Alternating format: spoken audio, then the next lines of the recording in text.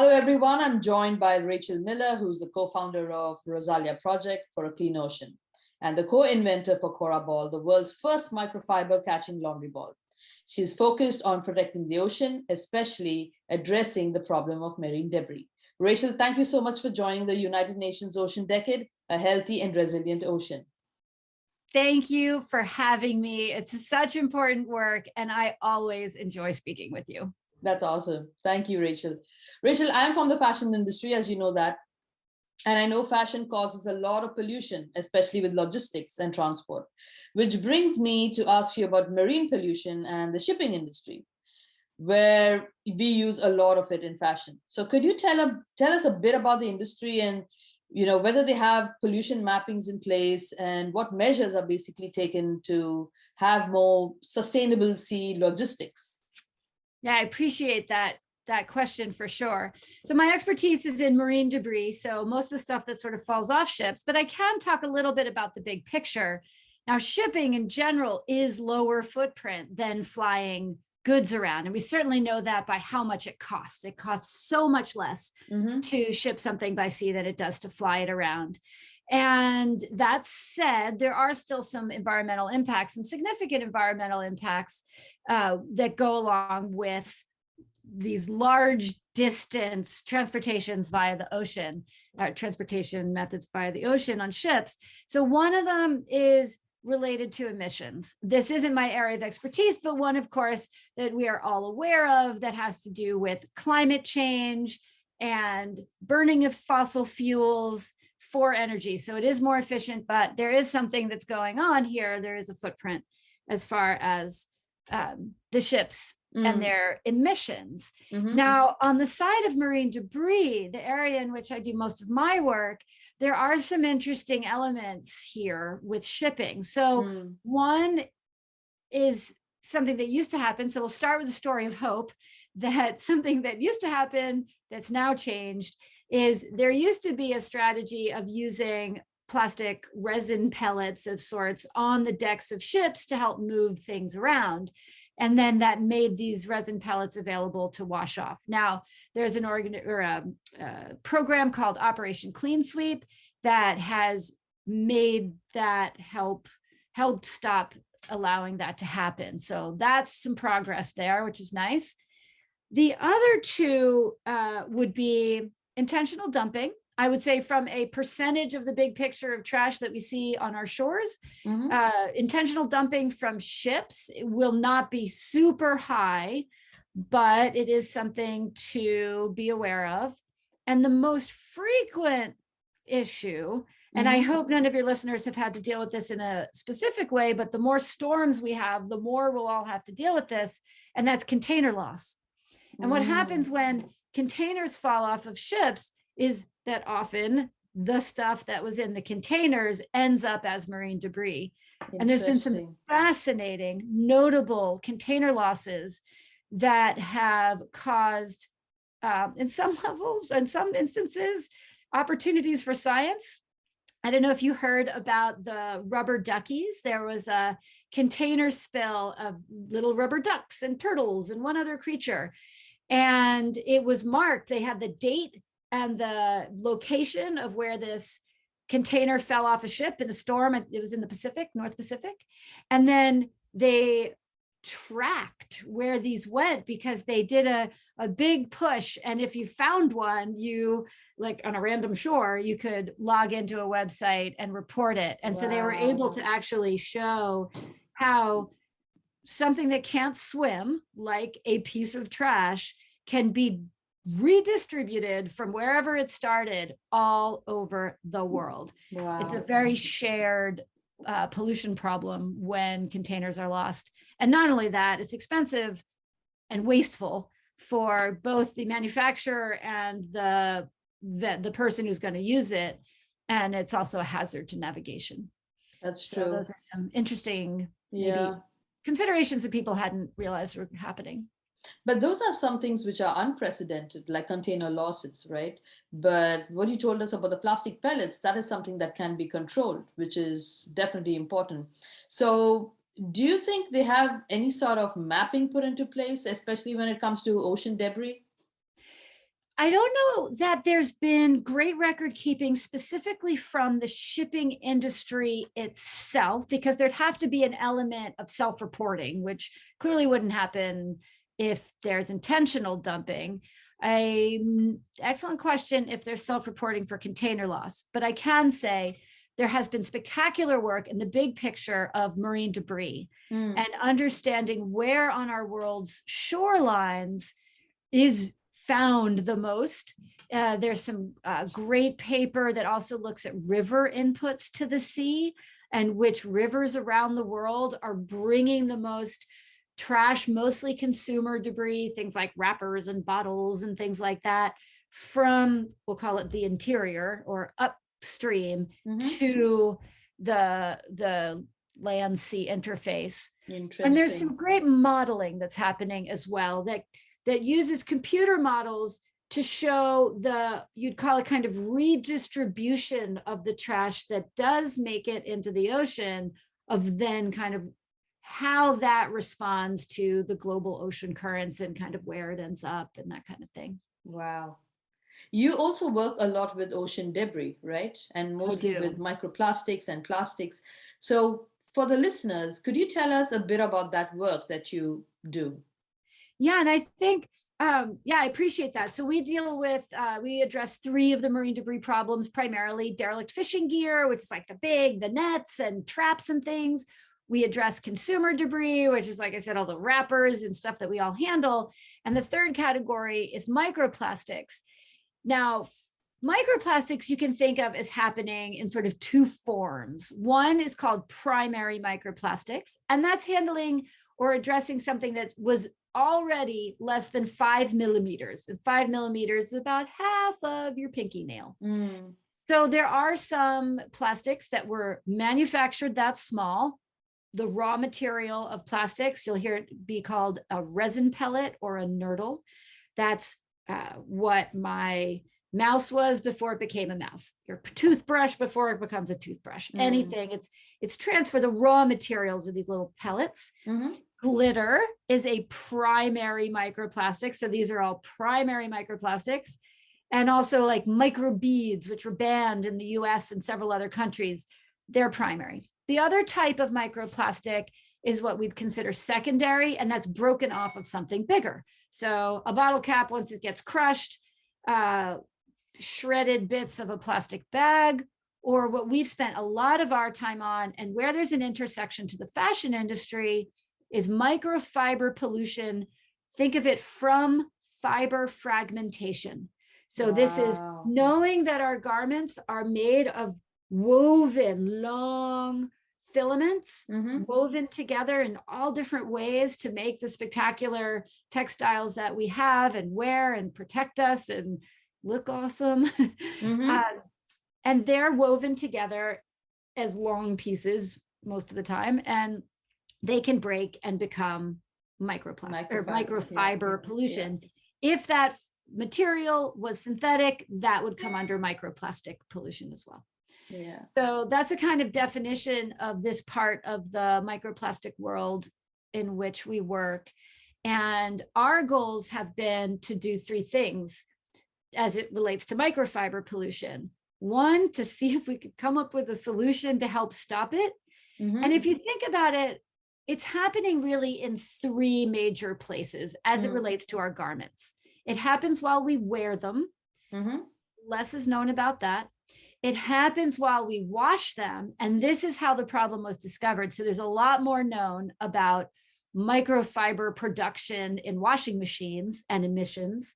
And that's where the Cora ball comes in, is this goes in your washing machine to help collect microfiber before it can flow out.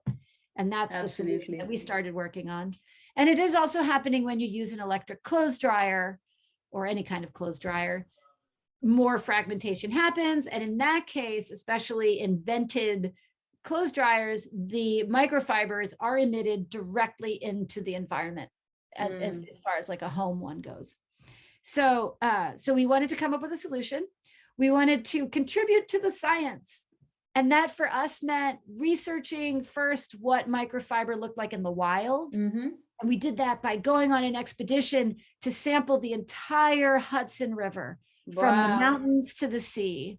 Wow. And Yeah, it tell was us cool. about that. I'm curious. It was super cool. You know, I feel very lucky to like know a whole river from where it starts to where it meets the Atlantic Ocean in this case. And what's fascinating about the Hudson, so this is in New York State, it goes from high alpine, like past where the Olympics were held in Lake Placid, like way up there. And it goes through rural and agriculture and industrial areas. It goes through like places where there's golf courses and condos, and then there's just cliffs and parks. What And a then there's journey. Manhattan, like Manhattan and New Yeah. Jersey are right there. And then it opens out really wide, and there's the Atlantic Ocean. Beautiful. And so there are a lot of opportunities to try to understand what's going on with microplastic pollution across all of these human uses. And it's a big estuary as well. And it's a catchment basin for a mountain region. And there's like another river that comes in right in the middle of it. So we learned some really interesting things. We've done 2 of those expeditions. The first was in 2016. And we expected to see a very distinct relationship between wastewater treatment plant outflows and high microfiber, microplastic counts near those. We expected there also to be a relationship between population and microplastic. And interestingly, that's not what we found. While the place where we found the most fiber was the one closest, the location closest to wastewater treatment, when we looked at it statistically, there was no significant difference in concentration across the entire Hudson River when we first went. Exactly. Interesting. So interesting, because the top 20% of the Hudson, while not highly populated, also has 0 wastewater treatment plants, which means like people are using septic systems and leach fields, or there are no people allowed to live there at all. And yet we found microfiber and microplastic in places where there's no dwellings, in places where there's no wastewater treatment. How did that happen? Excellent question. So, you know, sometimes science inspires more science. And when I first saw that kind of official statistic, or lack of different statistics, is the first thing I did is I went outside and looked outside the vent of our dryer, because I thought, okay, if it's not sitting in the water, like just natively, it must be coming from somewhere else. Or if it's not being pushed into the water from a wastewater treatment plant, it must be coming from another environment, which to me made sense. It's coming out of the air. So the 2 options I see are, it's, if not wastewater treatment outflows, it's either coming and falling out of the sky, so that would be atmospheric deposition, or it's coming in as runoff with the rains, that kind of thing, like things that go around a wastewater treatment plant but still make their way into the water. So that would be other rivers, streams, flow, like when the rains fall and all that stuff gets washed in, like a storm drain itself.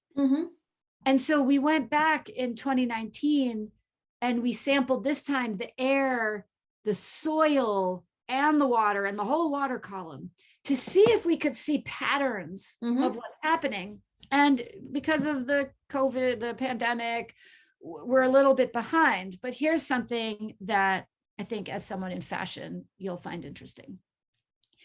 We just published a paper, it was the first paper from the second expedition. And our intent was to look at whether our anti-contamination protocols were working. So it sort of started out as a paper that was very like about science. Like, how can we make this science more effective? And we did stuff like nothing around our wrists. Like I wouldn't be wearing hair ties or anything with fabric. We all wore the same organic cotton t-shirts. We washed our hands. We kept the samples upwind of us all the time. We did, our methods were very rooted in reducing contamination from our own clothes and the boats, fibers to make sure that everything in the samples was environmental pollution. And I'll just speed this up. Here's what we found is that even when we were using full forensic level anti-contamination protocols, 33% of what was in the sample was coming off of our own clothes. And we knew it was our clothes because we took little samples of all of our clothes. So if a little, say, we had blue t-shirts, if a little blue fiber showed up, we could match that fiber to the cataloged blue fiber using this incredible device called a polarizing light microscope. And we could match that and say, oh, that's from our researchers' t-shirts. Here's the crazy thing. When we took away the protocols, so we like held the jar downwind of us or just didn't do it right, 70% of what was in the sample was actually from us.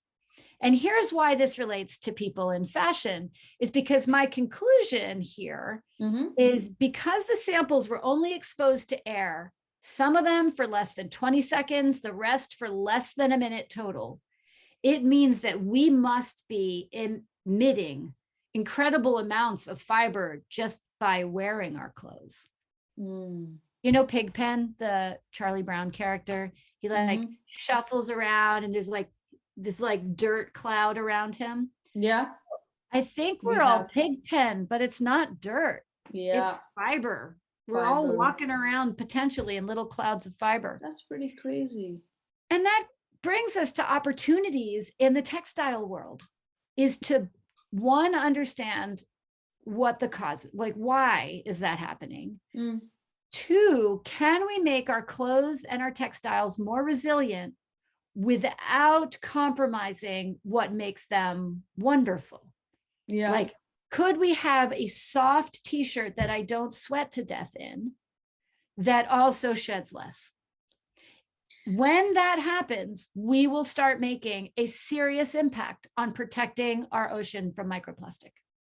That's true. I think the number one thing is we need to really think about giving up plastic, because that is one of the killers.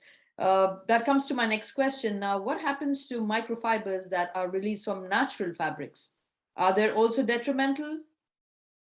They are, in a different way. So if we were going to make a hierarchy, we certainly would put plastic as more urgent to prevent than natural. Studies have shown that the microfibers that end up in the wild have the potential to cause two categories of harm to sea creatures. One, and this is where the natural stuff might be implicated, is on the physical side. So one, it could scratch the little esophagus if you're a tiny little creature, and more so fill up a little belly with something that isn't food or giving any nutrition. Yeah. So fibers tend to tangle up with each other. It's actually how our Cora ball works. Good point. Very good and point. You've seen it. You have like fuzz balls. So the natural fibers can get mixed up with the synthetic ones or even just with themselves and make these big fuzz balls if you are a creature the size of a grain of rice. Right. And you eat that, and in your little plankton belly is now a bunch of stuff. You feel full, but you're quite literally not getting any nutrition. And so your job as plankton to migrate up and down, to make new little planktons so that you can be food for bigger creatures, is compromised. This is definitely food for thought.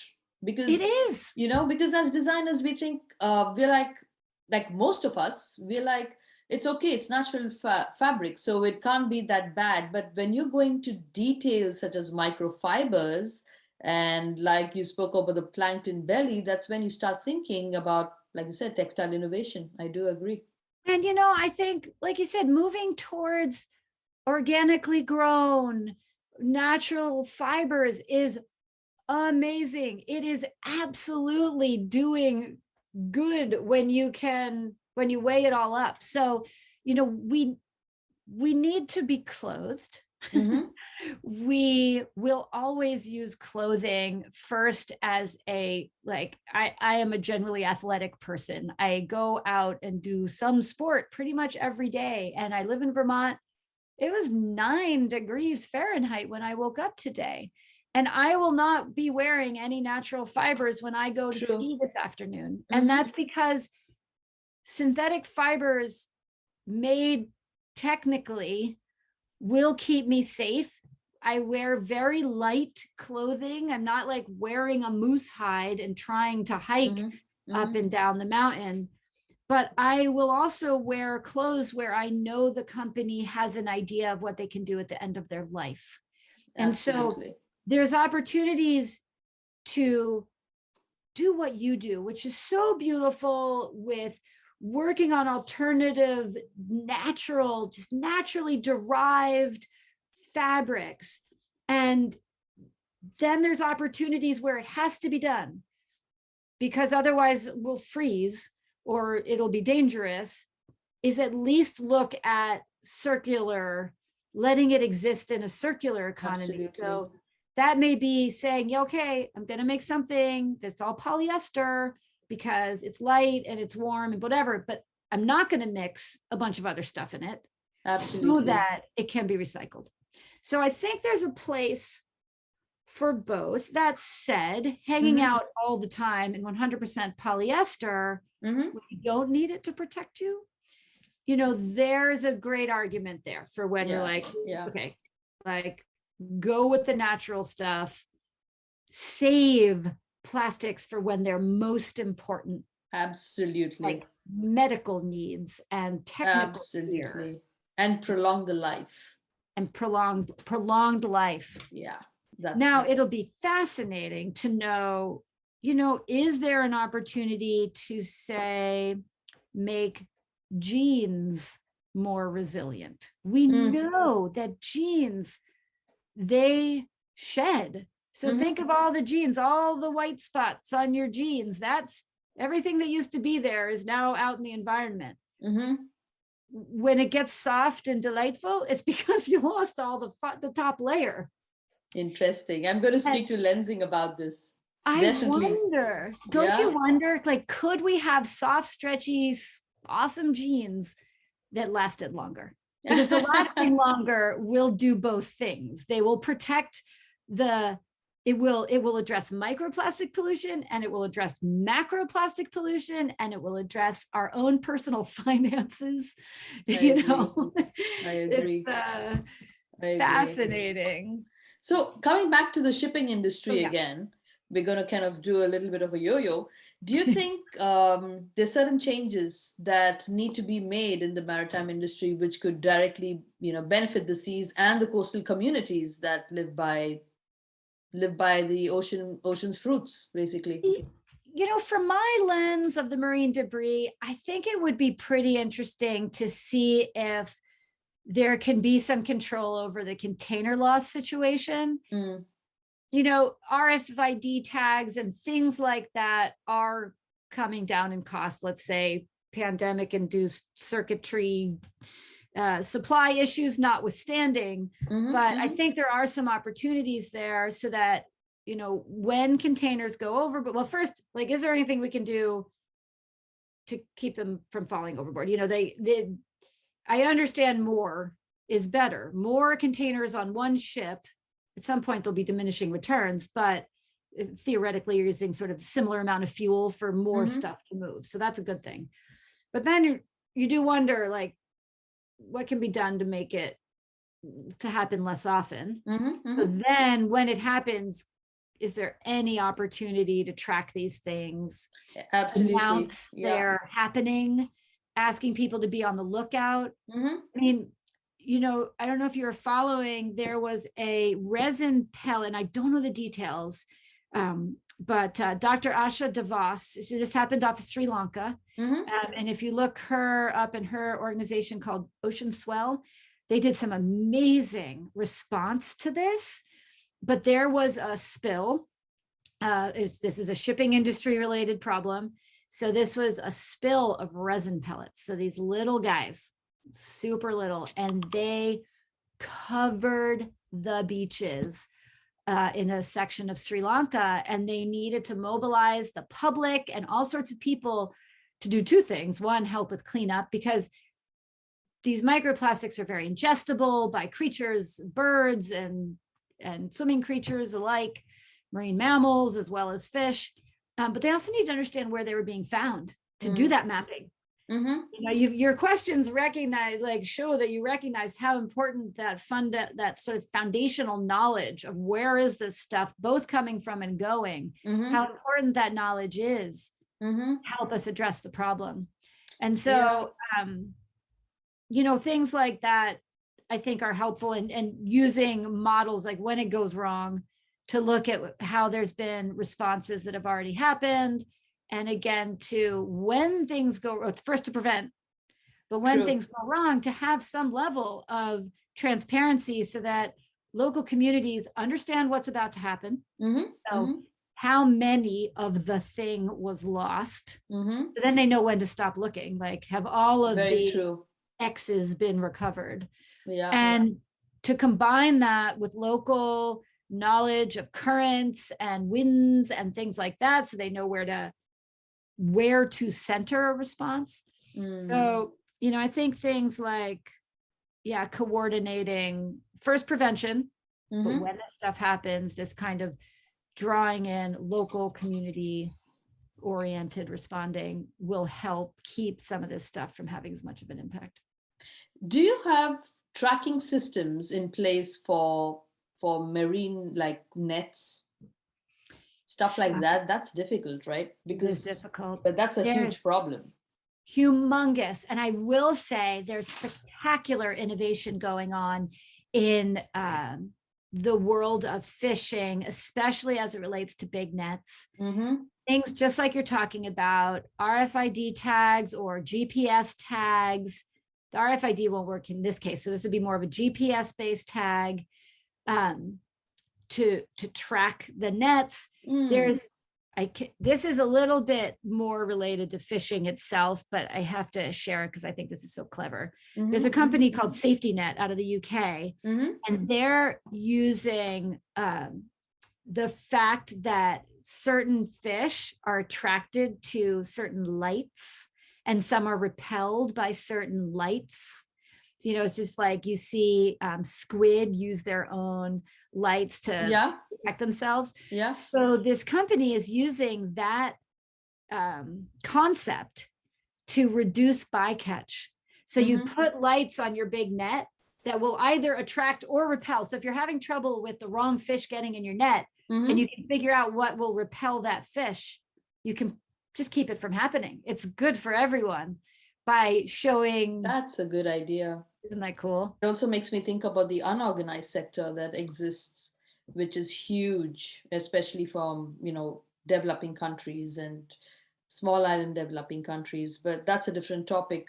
But what I think is hopeful is what you just said, where you have nonprofits working with coastal communities, private sectors kind of coming in, and people are actually coming together to make a difference and putting tracking into place, because that is one of the huge challenges that the ocean is actually facing. It really is. Yeah. So coming back again to plastics, do you think there is any way that we could probably prevent plastics entering the ocean? Okay, I'm talking about primary plastics. Yep. Okay, here are my thoughts. Big question, but deserves an answer. And I want everybody to think about the fact that we can all play a role here in preventing plastics getting into our ocean, both as individuals and then as people making decisions on behalf of companies and people making decisions on behalf of governments, whether that's as a voter or as an actual decider, a policymaker. And so I think of it as it's stuff. So one is to say, okay, one is to just have less of it exist in the first place. And that doesn't necessarily mean for everyone to go without or anything like that, but only to pay attention to the stuff that you make or the stuff that you buy, and just make sure you need it, or at least really want it. True. And not be indifferent about it. You know, it's it's a good exercise to start doing that. And you could take that to say birthday parties. You know, I had a friend tell me the other day that her son went to a birthday party and was given a gift bag with a ton of little plastic things in it. And the reality is that didn't make his life better for any real length of time. But you multiply that from a cultural standpoint by a lot of 10-year-old kid birthday parties, and that's ridiculous. There's a lot of opportunity there to switch that up, to switch it to food, or even like art supplies, you know, anything that has some more utility and can at least bring someone more joy for longer, you know, that kind of a thing. So that's one way. And the next is to, for me, is to think about the big picture. It's not something that happened when plastics were invented in the first place and consumer plastics were invented. The whole point was that you threw it away. But unintended consequences, I'm sure. I don't think all those people could see what was going to happen. And so it is up to us now to think about the whole picture of the stuff that we do want to have. True. And does that stuff have an opportunity to be fixed? Does it have an opportunity to be something else again? And so if we're all not going to get away with zero landfill, but I bet everyone, and this again is at the corporate level too, at the municipal level, we could all get away with making a whole lot less waste. Absolutely. In the beginning, it's just to sort of begin with. Absolutely. And I think as a sort of foundation, those two thoughts or strategies will make a big difference, whatever you're doing. If you're at the supermarket, if you're about to launch a new product, if you're about to make a decision on packaging for a product, if you're on a town council, you know, just thinking about, do we really need the things? Can we have less of it? Like, what is it made of? And can it be part of a loop? I think for me, those two will very make important a big impact. True. Yeah. So to sum it up, it would be educating the consumer. The consumer makes better choices based on the education, and repurposing what you have and buying less stuff. Buying less stuff from the consumer side, buying what you really, really, really want, because it'll bring you so much joy, and then what you need, but trying to reduce the especially frivolous plastic virgin to landfill things. Absolutely. And secondly, for everyone, designers and people making decisions, is to think about our stuff in a loop. Can it be something else again? If it can't be something else again from like a reuse, can it be melted down and recycled? Can it be repaired? Does it have to go to landfill? If it does, how much do you need it? I think that'll make a big difference. It's a good place to start. Make a huge difference. Definitely. Yeah. Thank you so much, Rachael, for joining us. And for those listening, how can they follow you on your journey? Yes, thank you so much for having me. And thank you everyone for listening. I hope what you feel is a tiny bit overwhelmed, because that makes you human. But I hope you also feel hopeful, because one thing I like to say is lots of littles make a big. A lot of little problems, like little bits of microfiber, kind of make a big problem for our ocean, our one big ocean. But lots of littles, whether that's from an individual, a business owner, a city councilor, lots of little decisions for the planet make a big impact on our planet. So you can find me on a lot of places. You can find our NGO Rosalia Project, ROZALIA, Rosalia Project, on social media and rosaliaproject.org. You can find the Cora Ball on coraball.com, CORABALL, coraball.com. And I'm Rachael Zoe Miller, RACHAEL, extra letters, ZOE or ZOE from the UK, from the Commonwealth, Miller, MILLER, social media and stuff like that. Awesome. Hello, everyone. My very special guest is Tim Silman, who is the director of the Plastic Innovation Prize at the Lonely Whale. Thank you so much for joining us for the UN Ocean Decade, A Healthy Ocean. Tim. Yeah, thanks for having me. I really appreciate it. Of course. Tim, the Lonely Whale Foundation quotes, we live in a lonely plastic world, but together we can make a change. That the more we fill the world with disposable stuff, the more disconnected it gets us from each other. And that the Lonely Whale works with partners to develop data-driven campaigns to address systems issues, reconnects us to each other, encouraging behavior change away from single-use plastic and towards a healthy and thriving ocean. So could you tell us more about Lonely Whale and its efforts to reduce ocean plastics? Yeah, thanks, Runa.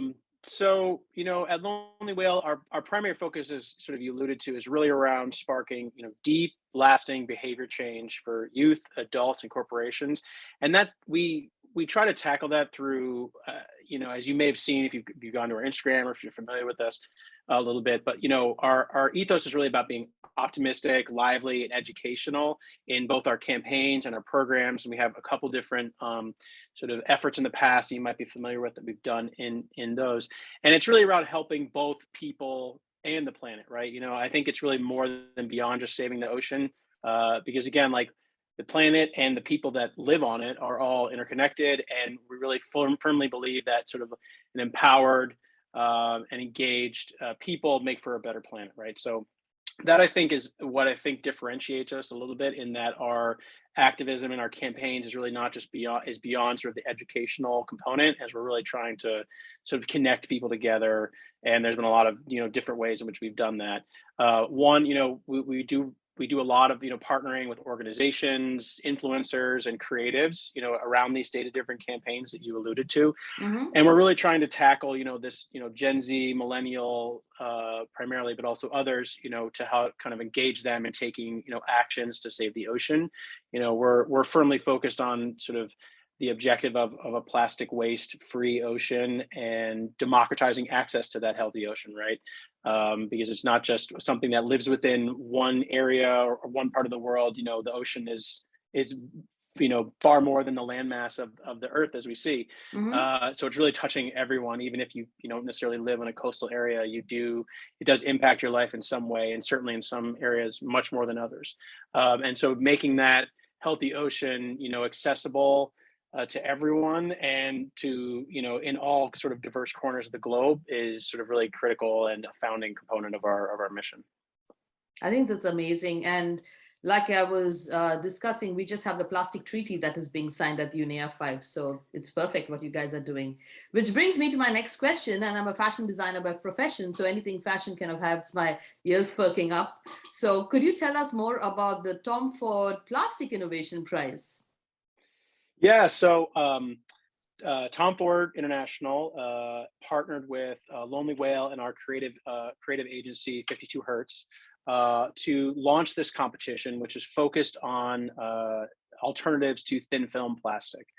So when we say thin film, we're really talking about, for in this context, poly bags that are used in the fashion industry for fulfillment, or if you're ordering a package online, as well as those single-use or resealable plastic bags. We all know a couple of the major, brand names there. And the idea is really that there are a number of alternatives that are out there, but there's the size of their impact and their ability to sort of produce these materials is so small compared to the scope of this problem. We all are familiar with the impacts of plastic pollution on the ocean, and sort of the statistics are frankly alarming. But looking at thin film plastic specifically, I mean, it's really, really challenging, because not only is it a huge volume of the plastic that enters the ocean, we estimated around like 46% of the approximately 11 million metric tons of plastic that leaks into our ocean every year, is that 46% of that is thin film. It's so difficult to remove that. It's not these macroplastic pieces that you might see in like a gyre in the ocean. The thin film is thin and small, and it breaks down very quickly into microplastics and nanoplastics. And so we're really trying we wanted to sort of create an alternative approach tackling this question. And we at Lonely Whale had done campaigns on, plastic straws and single-use plastic water bottles. And we were really looking for like, what was the next plastic issue that could really use our help? And then also like, what was a different model for tackling it? And so, this idea of an innovation competition has been used throughout history. It helped with the development of longitude, canning, the transatlantic flight. Charles Lindbergh flew across the Atlantic to win a prize. And so the idea is that putting out a monetary incentive is really a way to galvanize attention and investment and focus from, innovators who, again, like through our work, we know that there are out there that are developing alternative materials, but they're just, not supported enough or not accelerating fast enough to really reach the objective of stemming this tide of thin film plastic pollution. So yeah, we partnered with Tom Ford, who's sponsoring this competition. It's a 2-year competition that's followed by a 3-year sort of market accelerator phase. So we don't want to just identify, the best alternative, material for thin film. It's really about, okay, once we've found some of those really top performing companies and their technologies, how do we really accelerate that to reach some of the scale that's needed to sort of, again, really address the volume of thin film that we're seeing. So we're offering more than $1.2 million in cash and investment for these winning solutions.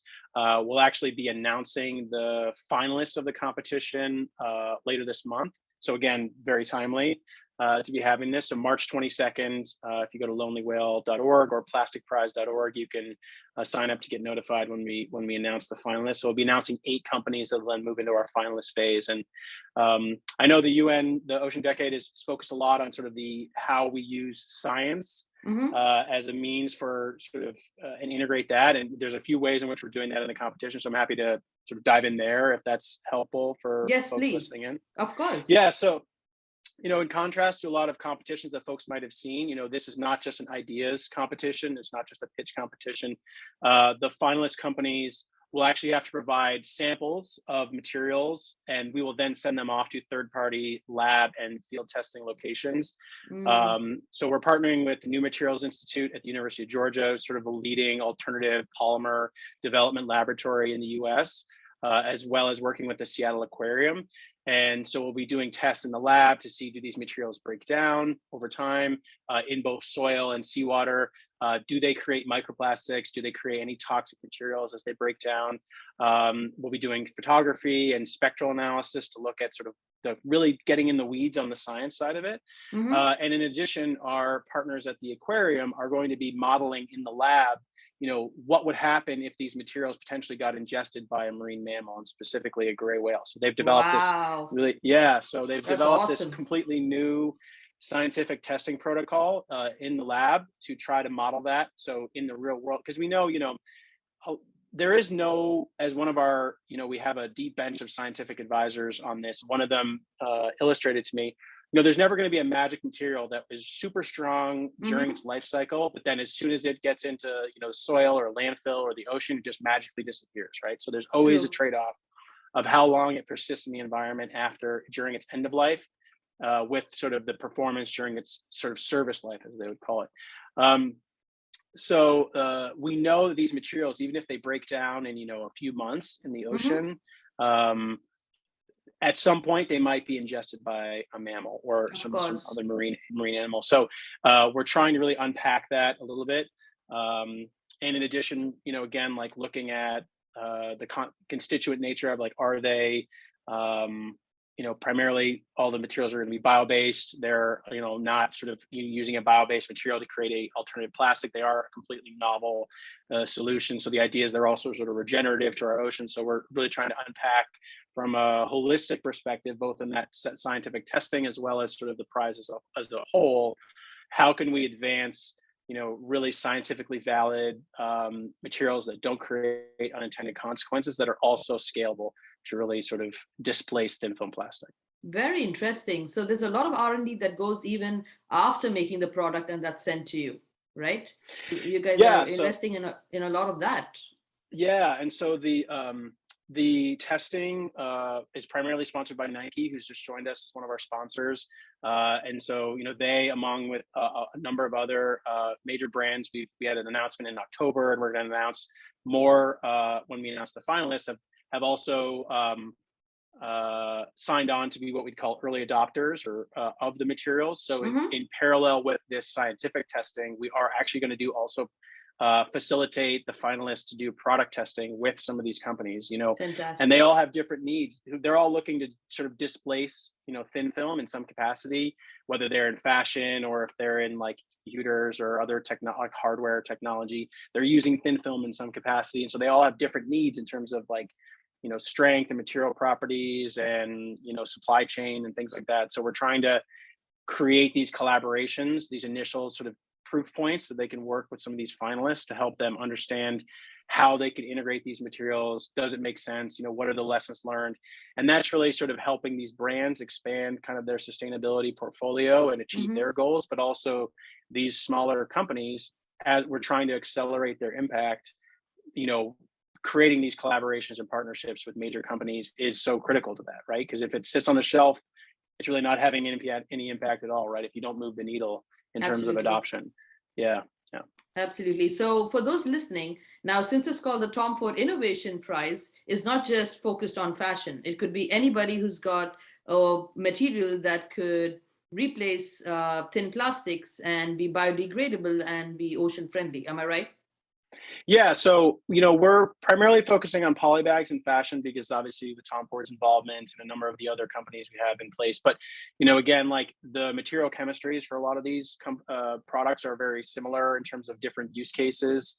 You can tune the chemistry for different applications, whether it's like a sachet for liquids or for food condiments and things like that. There are companies in this space that have complementary technologies that are even using for a coating that's layered onto like a paper or cardboard substrate. So there's a lot of different applications, and we have, with the competition model, you do really need to focus a little bit on certain areas. So we're trying to focus on polybags, but a lot of the companies that are being selected as finalists are looking at a number of different industry verticals. So it's not purely exclusively focused on fashion.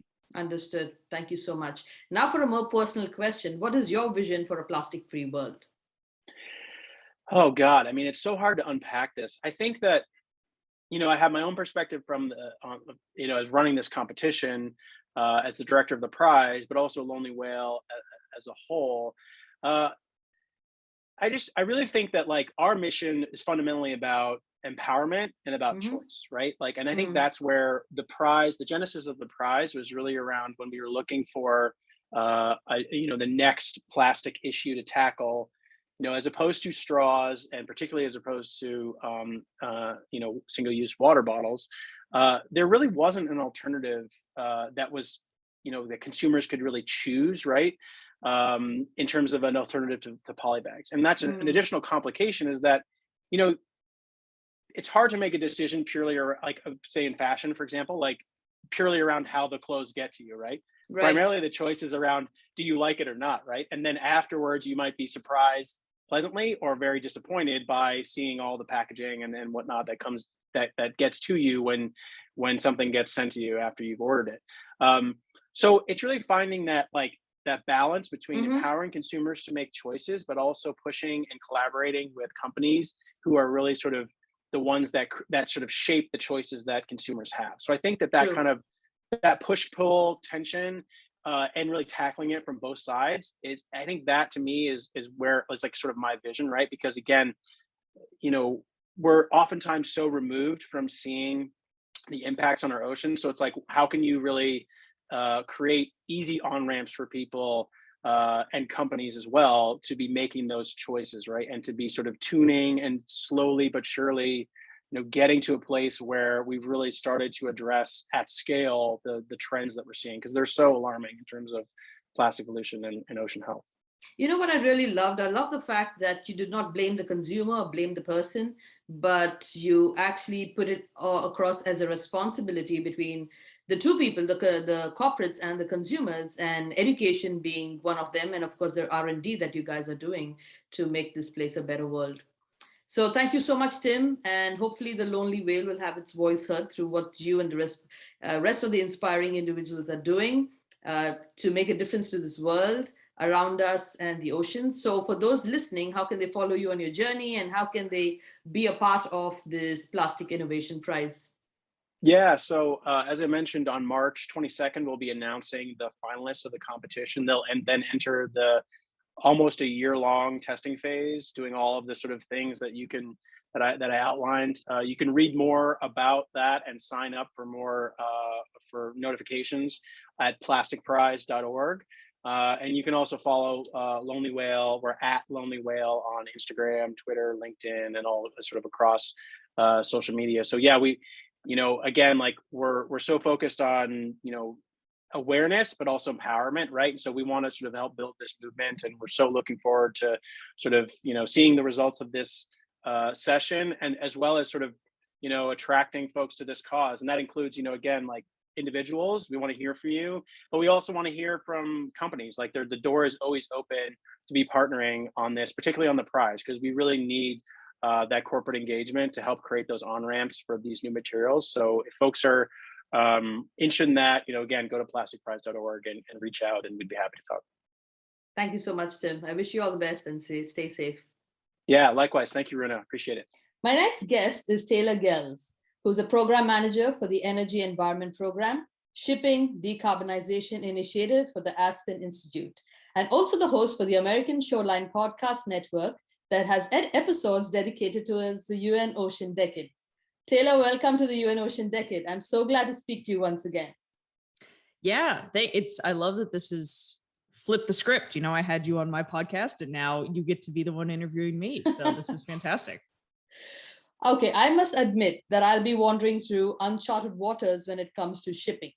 And that's your first shipping pun, though. So that's when you're in the shipping world, is how many shipping and water related puns you make. So you're well on your way. Oh, perfect. And I'm sure that most of my viewers too, who belong to the fashion industry, don't know much about transport when it comes to shipping. And we keep hearing about decarbonization. It's definitely a big word. But what I want to understand is, could you tell us more about the shipping industry and how it plans on decarbonizing?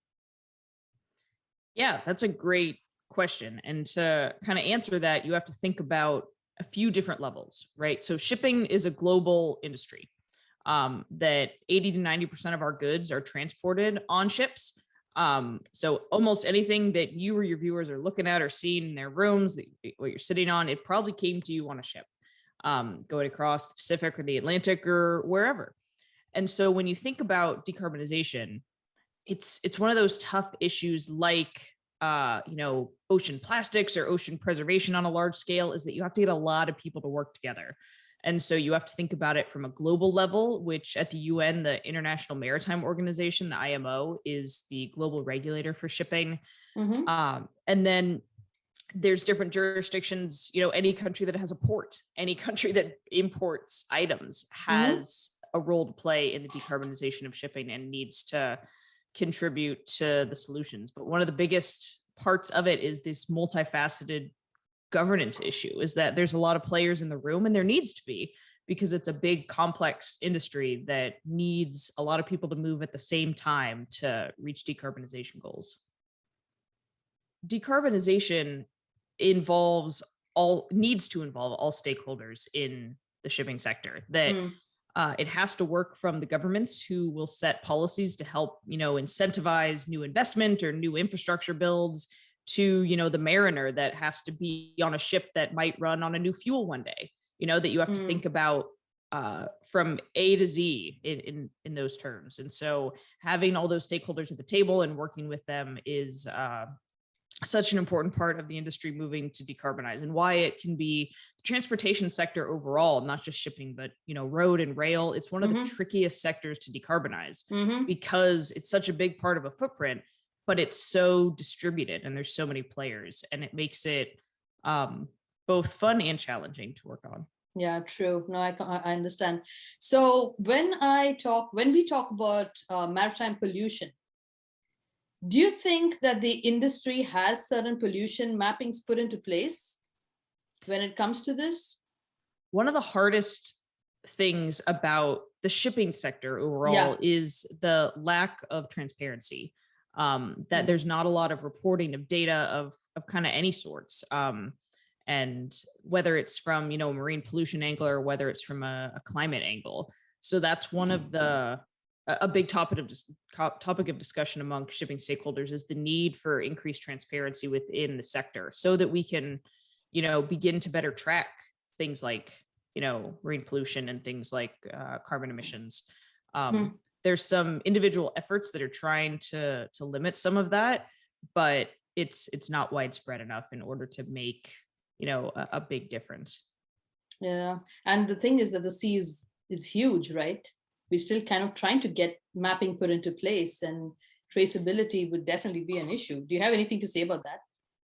Oh, it's really hard, right? Because these ships are out at sea for weeks on end sometimes and calling in different ports. And the most fascinating thing that I learned about shipping was that you can have a ship that's owned by someone from one country, that's operated by someone from another country. The crew is from a completely different country, and then it's flagged in a different country.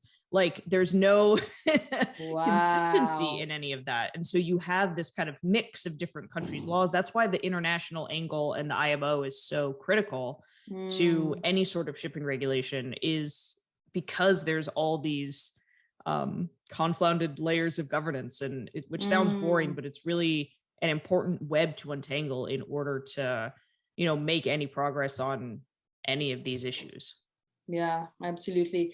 And do you think the future of decarbonizing will also involve coastal communities and small island developing communities? Is it something which, you know, is a community-driven project, or what is your thought? What are your thoughts on this? 100% it needs to be. Because ports are the biggest kind of connection that shipping has to coastal communities. That when you think about some of the biggest ports in the world, people live there.